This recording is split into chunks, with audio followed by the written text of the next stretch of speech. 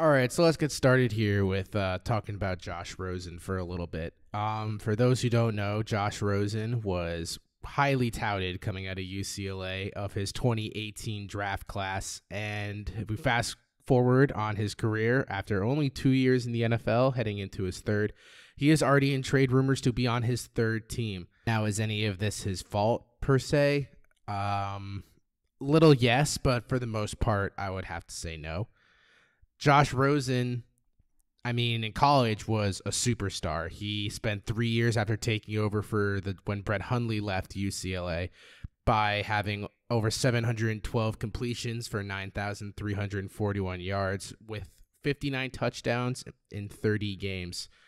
Now, we can't talk about all the good things Josh Rosen did in college without talking about the reasons that most college scouts were a little skeptic, and that was because what seems to be the case with most California quarterbacks these days, he was a little full of himself. He was very outspoken. He's famous for a picture of him getting a hot tub in his dorm. Now, I'm not saying it was like a full wooden hot tub. It was like one of the inflatable ones, but still, how many kids do you know in college that also were able to pull off having a hot tub in their room? I guess that's just what college kids these days get to have if you're getting paid under the table. Not saying he was, but, we're finding out more and more that most people are. He also, before entering the draft, said he wanted to be the most winningest quarterback in NFL history. Quote, "I want to win the most games and the most championships. I'd say 6 titles, but if Tom Brady gets 6, I'll say 7. Yes, it's very nice when quarterbacks, we all like how Baker said a few months ago that you love me when I'm full of myself, and you say I'm like a really good leader because I believe in myself, but when I still talk it and I don't perform, you call me a head case. And that's what looking like right now, what Rosen is starting to look like. So he also was famous for saying after being taken 10th, there were 9 mistakes that were taken ahead of him. And let's just look into those 10 mistakes, quote, that were taken ahead of him. Baker with the first pick, Saquon Barkley, Sam Darnold, Denzel Ward, Bradley Chubb, Quentin Nelson, Josh Allen, Roquan Smith, and Mike McGlinchey. I looked into all of these, and most of these names are very common, well-known, and they're all pretty promising players, if not already good players, like Quentin Nelson, Bradley Chubb, and Saquon, and Roquan Smith. I feel that all these names are very solid, and I would say that these teams aren't really regretting their picks yet, and we already know that the Cardinals regretted theirs in some way. So let's look into the year 1 that Sam Darnold had as an NFL quarterback.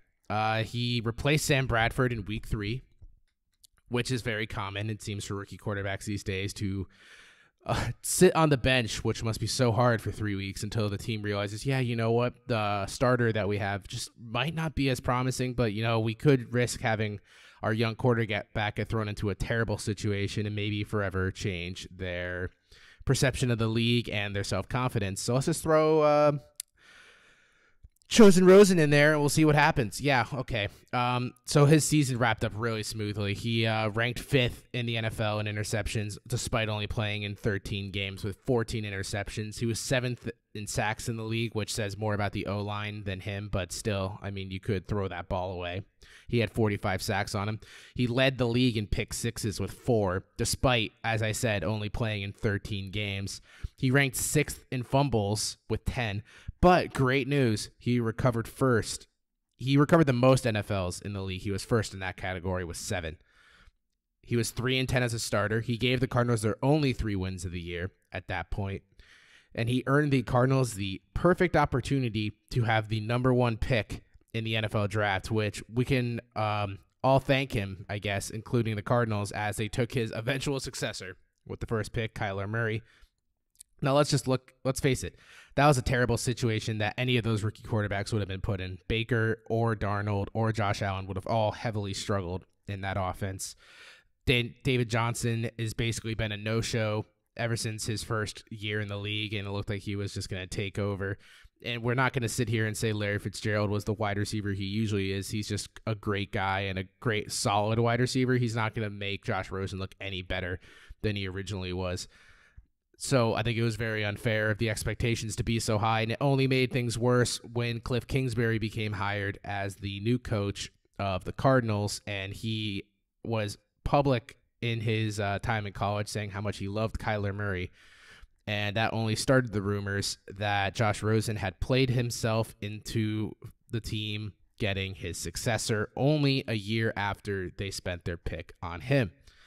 Now, what is very interesting is after they selected Kyler Murray, after this whole will they, won't they, which let's face it, we all knew they were going to take Kyler Murray. I mean, it was the most rumored first pick ever. They're like, maybe we'll take Bosa as like a little smoke screen, and it was the worst smoke screen of all time, because once that pick was called, I was not surprised. I doubt any of you who are listening to this were also surprised in that pick, and that earned him a tropical and very warm second relocation, where the Cardinals traded him for a 2020 pick. That was their second rounder that was eventually traded to the Texans for DeAndre Hopkins. So Josh Rosen spent his second year in the NFL with another awful team, the 2019 Miami Dolphins, a team that talent-wise were just as poor as the Cardinals, especially offensively. I would say their only bright spots in their offense last year were Devontae Parker, who only seemed to succeed with Ryan Fitzpatrick coming in, and Mike Gesicki, who also only seemed to show up towards the later half of the season. They basically had no running game, just like Arizona seemed to struggle in the running game, as Philip Laird, however you say his name, was like their RB1 for like the whole year.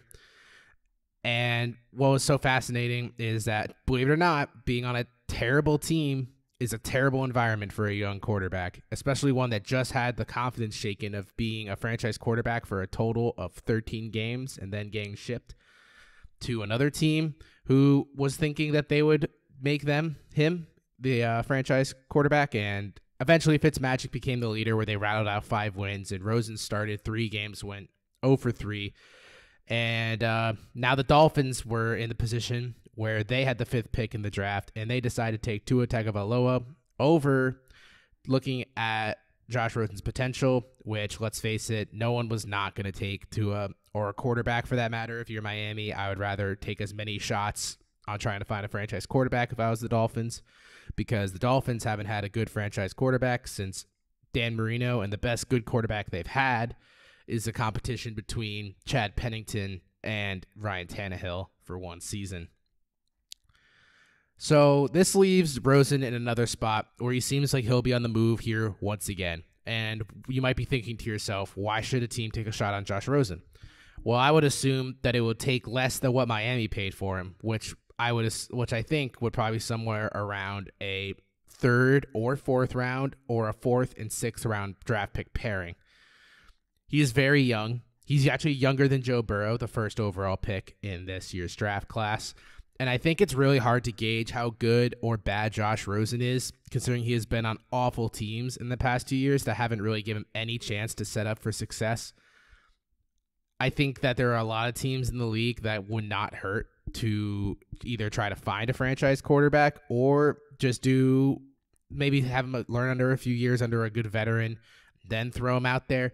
So the teams I have pinpointed Josh Rosen to go to, I think, are New England was very interested in him when he was available, when the Dolphins traded for him, and they didn't.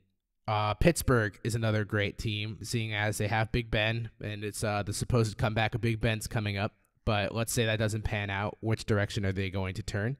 It wouldn't hurt to have a young backup quarterback that Ben could. I don't even know if Ben Roethlisberger's a good mentor, but he'd be a great quarterback to learn under. And John Gruden's really salivating at the bit to get rid of Derek Carr. So Josh Rosen would be a great fit to learn under a Gruden offense. And Gruden had a QB camp, so who knows? Maybe they could have had a great connection.